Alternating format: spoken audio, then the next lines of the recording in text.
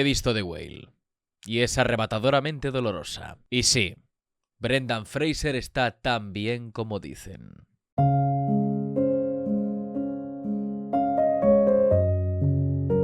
Es innegable el hecho de que, tras conocer en profundidad la carrera de Brendan Fraser y cómo ello afectó a su vida, nos sintamos felices por verle triunfar en este film. Pero si esta película fuese solo una cosa ligada al resurgimiento de un actor en medio de una machacante industria, sabría bien poco. Porque sí, The Whale no es solo la interpretación de Brendan Fraser, quedarse ahí sería muy simplón, porque hay mucho más que decir. Darren Aronofsky no es un desconocido para el gran público. Ahí descansan Requiem for a Dream, que a pesar de su debut inicial se convirtió en una película de culto, The Wrestler, El Cisne Negro o Noé. Todos conocemos de qué pie cojea este director. Virtuoso y muy imaginativo, a veces le valió peleas con estudios y sonoros fracasos en taquilla, como el de La Fuente de la Vida y La Caminante sobre el Alambre, Mother. Que si se salvó de perder más dinero del que se empleó para producirse, fue por su reparto. Está claro que no es un autor para todo tipo de públicos, y es así porque le gustan las historias basadas en el modelo del antitrama, con resoluciones inesperadas, debate metafísico y casualidades que rompen los esquemas de las reglas del mundo real y del ficticio. Y a pesar de que su carrera pareciera perderse en el más recalcitrante onirismo, apareció The Whale. Y es que esta película es muy simple, pero no simple por mediocre, más por su falta de elementos crípticos o evasores de verosimilitud. Casi todas las películas de Aronofsky, incluidos sus mayores éxitos, se veían puebladas de incógnitas y piezas de puzzles, símbolos y metáforas. No eran matriuscas como el cine de Lynch o el de Kaufman, pero sí que podían suponer un reto para cierto tipo de espectadores. The Whale no es el caso, y es porque emplea un relato muy de a pie, accesible y que habla de algo que parece, desde Requiem for a Dream, se había olvidado Aronofsky: el mundo real. A pesar de su simpleza, la historia de The Whale nos llega al alma como un cuchillo que atraviesa mantequilla. No le cuesta conseguir que el espectador empatice y se emocione con la historia de cada personaje, y ese nudo en la garganta también se ve presente por algo que no debemos olvidar, y es la increíble dirección de actores que el autor neoyorquino ejecuta con maestría. Todos los actores que tienen un papel en esta película rozan o tocan sin ninguna vergüenza el sobresaliente. Desde Brendan hasta Sadie Sink, pasando por Hong Chau, Samantha Morton, Ty Simpkins e incluso el pizzero que aparece siempre en voz en off, que con una sola mirada consigue derrumbarnos emocionalmente. Esta dirección de actores es tan evidentemente buena porque Aronofsky es consciente de la simpleza de su relato y construye el estilo del film alrededor de la intimidad, y ese es el término que podría definir de forma más acertada esta película. La intimidad es sutil, pero también gráfica y escatológica, cálida y fríamente cruel, altruista y egoísta, bonita y fea. Pero a las contradicciones llegaremos después porque es otro tema que explora su narrativa. Quiero centrarme en cómo Aronofsky se adapta a la historia que quiere contar, porque decide, desde el principio, arañarnos con el formato de 4/3. Parece sencillo, deshacerse de buena parte de la composición lateral y conseguir ahogar al espectador, pero no es tan fácil. Lo cierto es que el uso de este formato me recuerda al que emplea Eggers en El Faro. Es un elemento que sirve no solo como herramienta para narrar, sino además como una forma de establecer la atmósfera. Se nos cuenta una historia muy personal, minimalista, y lo vemos desde el principio. Cómo nos entrometemos en la vida de Charlie, de forma incómoda y sabiendo que no pertenecemos a ese momento. La película tiene muchos de estos momentos en los que sentimos que no pintamos nada en la escena y que aún así tenemos que comérnosla con patatas, y estamos deseando que acabe para dejar de sentirnos mal,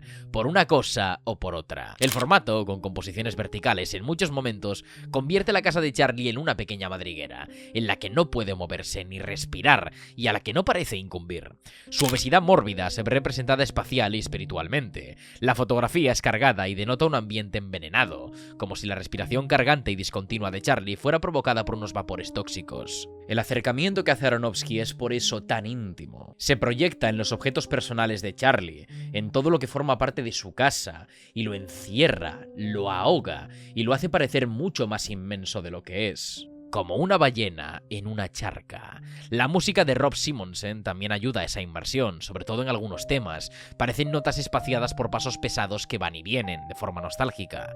No es el Aronofsky más creativo en cuanto a montaje, a pesar de que en el final de la película practica una de esas secuencias de caída al abismo, donde observamos, impotentes, cómo el protagonista se autodestruye, de forma vil y escatológica, recordando al final, por ejemplo, de Requiem for a Dream. Tampoco es, como ya comenté anteriormente, el Darren más onírico onírico o fantasioso a pesar de su final. De todas formas, eso no constituye una excepción para elaborar una narrativa llena de matices, porque The Whale no va solo de un hombre obeso cuyo drama es estar obeso y por ello tenemos que sentir lástima por él. Se trata de un ejercicio moral en el que Aronofsky nos presenta dilemas y contradicciones. De hecho, el tema principal de la película probablemente sea ese, la contradicción. Desde la Biblia y la religión, cuyo papel en toda esta historia es ser el incidente incitador primigenio, como un arma de destrucción y tortura psicológica que pudre desde fuera hacia adentro. Pero la contradicción funciona con todos los personajes. Charlie el primero. Sentimos lástima por él porque su obesidad no le permite vivir como una persona normal, porque no puede ser completamente independiente, vive casi siempre en soledad y parece que su familia le odia. Pero poco después nos enteramos de que abandonó a su mujer y a su hija por un amante, que no siempre piensa en todos y que a ese punto ha llegado él solo. Se plantea un dilema en el que la empatía sale al estrado como defensa y acusación. ¿Debemos sentir pena por Charlie o condenarlo? Pero no solo funciona con él, también con Liz, la amiga que le cuida, la cual es buena gente y muy desinteresada, pero es poco tolerante y dura en ciertos momentos.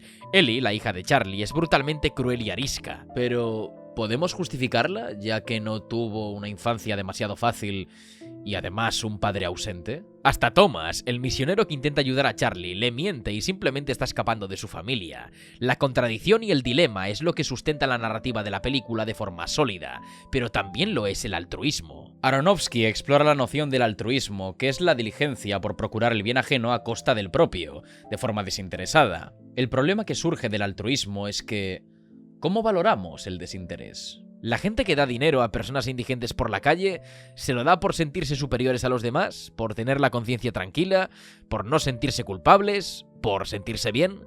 Al final, la causa del acto supone un interés. Por lo tanto, eso anula la condición del altruismo. Hay un elemento que aparece en la película varias veces, y es un plato que Charlie deja en la ventana para alimentar a un cuervo que pasa de vez en cuando por ahí. Además de la simbología bíblica, que es Charlie alimentando a un animal que es la representación de la muerte, alimentándose del fruto prohibido, que es la manzana, hay mucho más allá. Vemos en varios momentos de la película cómo Charlie no puede ni levantarse del sofá, le cuesta horrores. Liz le hace la comida y la que ella no le prepara la pide a domicilio. En cambio, todos los días se levanta para trocear una manzana que posa en un plato para alimentar a un pájaro en su ventana. Es un elemento que muestra el altruismo autodestructivo de Charlie. Él no se cuida y ha olvidado lo que es la autopreservación, de forma egoísta hacia sí mismo y hacia todos aquellos que le rodean. Lo hace porque se siente culpable de haber abandonado a su familia, así como el hecho de comunicarse con su hija tantos años después. Por eso, el único pájaro que le visita es el cuervo, un recordatorio de la muerte. Su exacerbada mirada al exterior y no a sí mismo, ese estado de negación y no mirarse al espejo, es lo que ha provocado que su vida se haya sumido en el caos, el dolor y una muerte más que segura. Ahí entra la empatía, pero también la rabia hacia su estúpido e inocente optimismo. No hace nada por cambiar y su positividad tóxica resulta molesta. Aronofsky nos manipula durante todo el film para llevarnos a un estadio en el que sentimos pesar por un protagonista por el que también sentimos repulsión y rechazo, y por ello juega muy bien con la noción de la empatía. Y como ya he mencionado, lo hace con todos los personajes, que, interpretativamente, están soberbios. No, en serio, se ha hablado de Fraser, pero lo de Sadie Sink, Samantha Morton y Hong Chau también es de escándalo. Pero bueno, sigo que me pierdo. Esta película continúa con la obsesión de Aronofsky por la Biblia y la religión, de forma temática y formal. La novela de Moby Dick, al fin y al cabo, es un recurso narrativo circular y que sirve como metáfora. Sin ir más lejos, la propia novela emplea pasajes de la Biblia,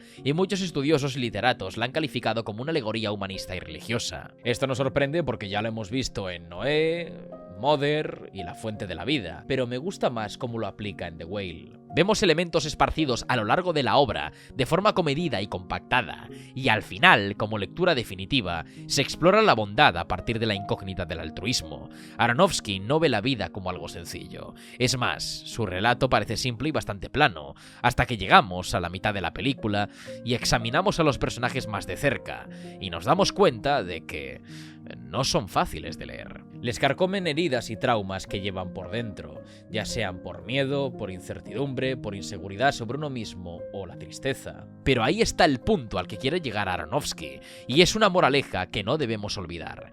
Dentro de nosotros, a pesar de nuestras máscaras, capas de grasa, músculo, piel, estigma y cicatrices, escondemos bondad.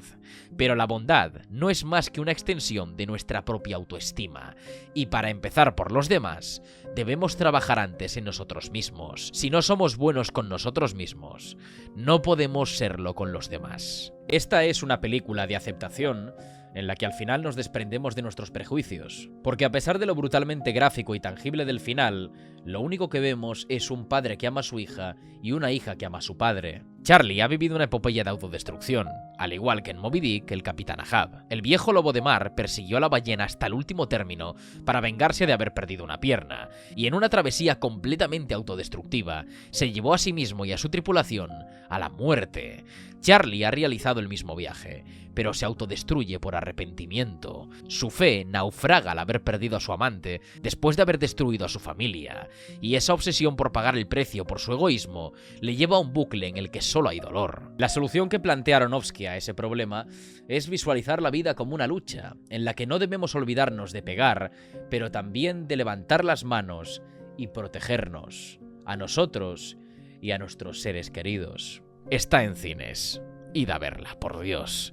No es una grandilocuente pieza de intrincados mecanismos a resolver, es un relato que toca, que emociona. No solo porque vaya de la familia y todos podamos empatizar con ello, sino porque sobre todo trata de la aceptación. Un aspecto parece que en la etapa de sobreexposición social tan falsa y tóxica en la que vivimos, nos hemos olvidado o tratamos de esconder y maquillar a todo coste. La aceptación no es más que el ejercicio que realizamos para entender lo que somos, porque ante todo, debemos saber quiénes somos. Cuando sabemos quiénes somos, nos volvemos invencibles.